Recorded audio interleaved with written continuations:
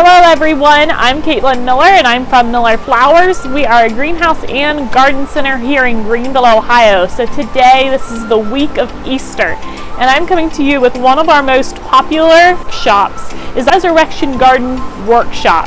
So I'm going to be putting one together, and these kits are available here at Miller Flowers. We are going to be creating a Easter garden for our tables, or maybe it's going to go on our porch, wherever we're going to put this Easter garden at.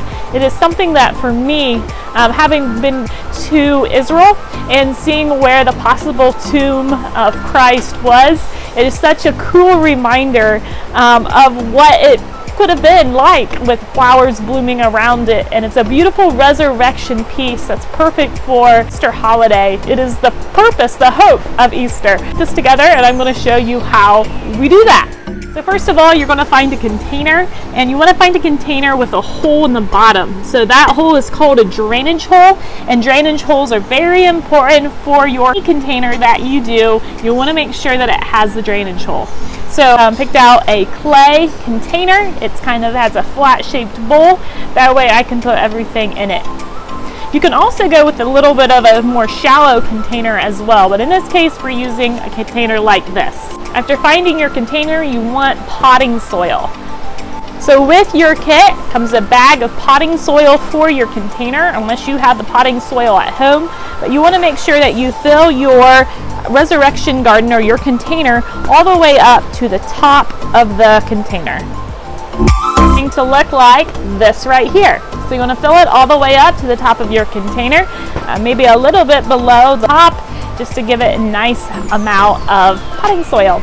Next we're going to put in our container is rocks. So that's going to be my pathway, and I actually put a bag of pebbles, which your kit will have these pebbles, and you're going to make a little pathway for your tomb to go at.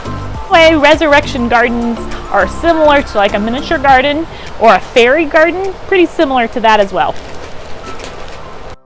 Next, you're going to place the tomb. So I make my tombs out of a little clay pot.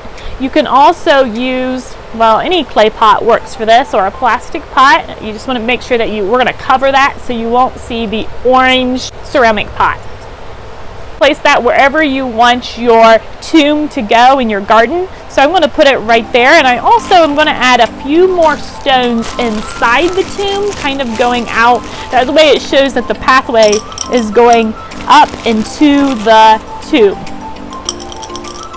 Plants inside your resurrection garden. I'm going to take your palm, and I always go with my palm, like my taller plant, at the back of my tomb. So at the back of your container, that gives it nice and tall. You're going to take your plants and nestle them around. I'm using some really beautiful muscari. So muscari is also going to be our little blue hyacinths. I'm going to actually divide this and use it on separate parts of my tomb. Take your blue muscari or your blue hyacinths and plant those bulbs outside, and then they'll come back the following year and bloom next spring for you. I also have some little miniature plants. So these little miniature plants, ivy and plea and this palm, they are considered house plants in our area. So until the weather turns nice with 50 degrees or higher consistently, you want to grow this inside. So all of these plants you want to go inside. The muscari and the pansies are the plants that you can put outside when the weather is cooler. So with my ivy, I'm going to go have that kind of drape over the side of the container. So that's going to go here to the side of it. My little plea is going to go right here as well, so it's going to get bushy and kind of go over the side.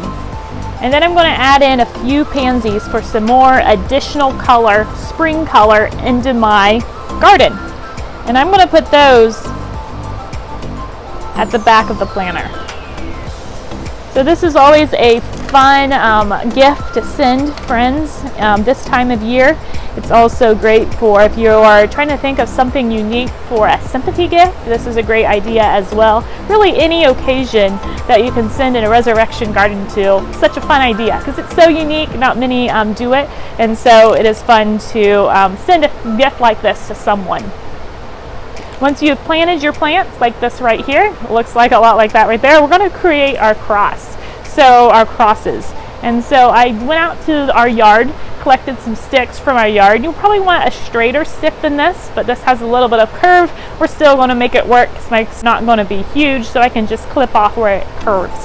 So find some sticks from your yard, put your planter off to the side, and you can actually do this before you do your entire container, but for me, I'm doing this next thing.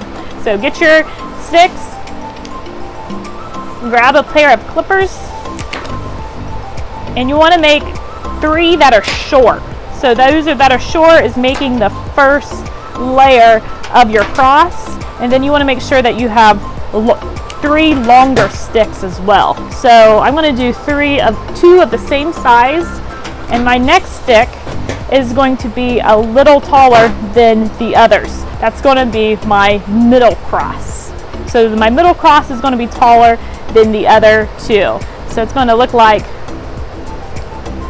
that right there. And so you're getting some twine. You can actually use brown twine, which actually works better than the green twine, but this is the only thing we had, so I'm using this.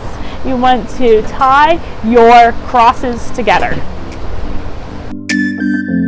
Kind of like that right there. So some leave out the crosses out of their resurrection gardens and just put the tomb in there for Easter morning, which you can do that as well, but for me, I like the whole entire scene from the cross to the tomb. During the winter, we actually did from the manger to the cross to the tomb. And so we had all 3 of those scenes combined in one garden. And that was such a cool garden. And it was just like you had all 3 different stages of each season, what it's about. And so one of my favorites that we did over the holidays. A big cross is going to go right there in the middle, so in front of the palm. And then my little crosses are going to go off to the sides of that middle cross. One last step. We have moss. So each of your kit comes with moss. You can take that moss, and I like to put moss on top of my tomb. So that kind of gives it a mossy look. It also gives it, it covers it so you don't see that ceramic look. Once you've covered your tomb with moss, you can take your rest of your moss. I put mine in water so that actually you can apply that better than dried.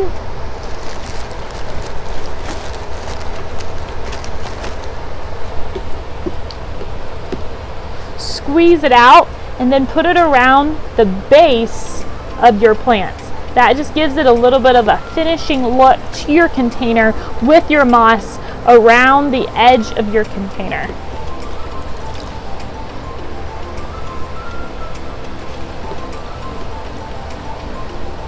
So that right there is a resurrection garden. So this is, again, one of my favorite workshops that we do out here, and it is a really popular one for us during the Easter holiday. And it is so fun to put all the little things together and then have a container for your holidays made out of plants and flowers. It is just something really cool to add to your table, something unique. Creating a resurrection garden. I'm Caitlin Miller. I am your host. I'm from Miller Flowers, and we look forward to seeing you soon. Happy Easter.